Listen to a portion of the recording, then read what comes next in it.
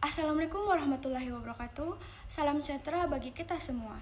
Yang saya hormati Ibu dosen pengampu Nur Ilmi SPD MPD dan teman-teman mahasiswa yang saya banggakan. Puji syukur kita panjatkan kehadirat Tuhan Yang Maha Esa karena atas rahmat-Nya kita dapat berkumpul di sini dalam keadaan sehat dan berkesempatan untuk merenungkan sebuah tema yang sangat penting bagi masa depan kita bersama. Hadirin yang berbahagia, hari ini saya akan menyampaikan pidato dengan judul Membangun Karakter Unggul Generasi Muda di Era Digital. Kita semua sadar bahwa saat ini kita hidup di zaman yang serba digital. Informasi mengalir begitu cepat, dunia terasa semakin sempit di genggaman tangan. Smartphone, media sosial, dan kecerdasan buatan telah menjadi bagian tak terpisahkan dari keseharian kita. Namun, di tengah kemudahan ini muncul pertanyaan besar. Apakah kita sebagai generasi muda sudah siap menghadapi dampaknya? Apakah karakter kita cukup kuat untuk tidak terseret arus negatif? Teman-teman yang saya hormati, era digital membawa dua sisi mata uang.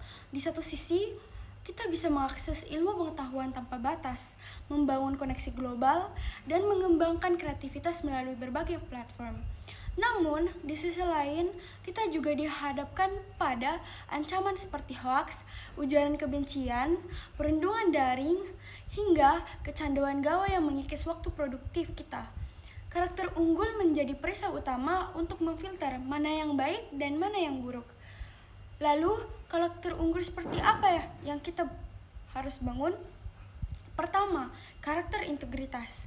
Integritas berarti konsistensi antara perkataan dan perbuatan, bahkan ketika tidak ada yang mengawasi.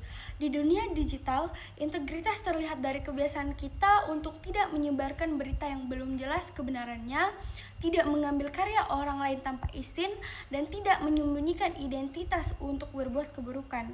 Generasi berintegritas adalah generasi yang jujur pada diri sendiri dan orang lain. Kedua, karakter, disiplin, dan tanggung jawab. Tanpa disiplin, gawai seharusnya menjadi alat belajar, berubah menjadi mainan yang mencuri waktu. Kita perlu mengatur jadwal penggunaan media sosial, membatasi hiburan yang tidak bermanfaat, dan bertanggung jawab atas setiap unggahan serta komentar yang kita tulis. Ingatlah, jejak digital adalah cerminan diri kita di mata dunia, bahkan bertahun-tahun ke depan. Ketiga, karakter, empati, dan toleransi. Di balik layar, ada manusia sungguhan dengan perasaan. Mudah sekali melontarkan komentar pedas atau menghakimi orang lain karena tidak melihat ekspresi langsung. Generasi unggul mampu berempati, berpikir sebelum mengetik, menghargai perbedaan pendapat, dan menolak menjadi bagian dari budaya pembulian. Tunjukkan bahwa Indonesia adalah bangsa yang santun juga di dunia maya. Keempat, karakter kritis dan kreatif. Jangan menjadi konsumen informasi yang pasif. Biasakan bertanya, apakah sumber ini terpercaya? Apakah kepentingan tersembunyi di balik berita ini?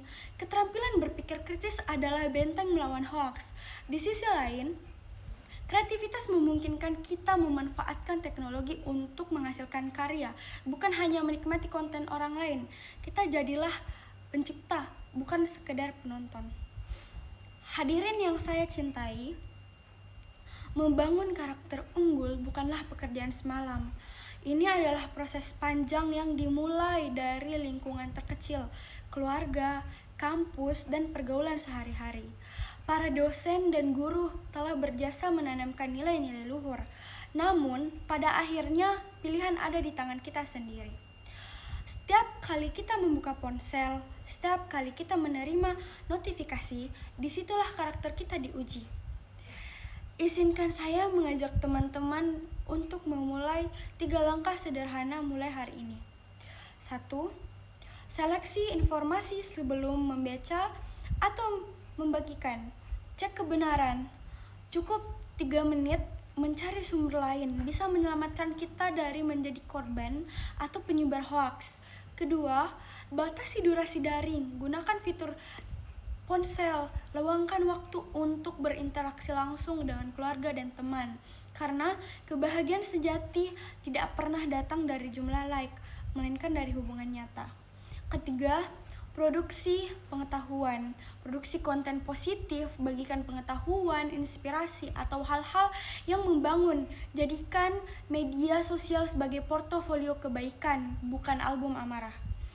Teman-teman, bangsa ini sedang menanti siapa yang akan memimpin di masa depan. Bukan hanya pemimpin formal, tetapi pemimpin opini, pemimpin perubahan, pemimpin yang membawa kemajuan. Karakter unggul generasi muda adalah fondasi utama menuju Indonesia Emas 2045. Jangan biarkan kemudahan digital meluluhkan moral kita. Sebaliknya, jadikan digital sebagai penanggung untuk menunjukkan bahwa generasi muda Indonesia berkarakter jujur, disiplin, empati, kritis, dan kreatif. Sebagai penutup, mari kita renungkan sebuah pesan. Karakter bukanlah warisan, tetapi pilihan yang diperjuangkan setiap hari. Pilihlah untuk menjadi generasi yang membangun, bukan generasi yang merusak dengan satu ketikan. Akhir kata, saya mohon maaf jika ada kata-kata yang kurang berkenan. Semoga pidato ini bermanfaat bagi kita semua.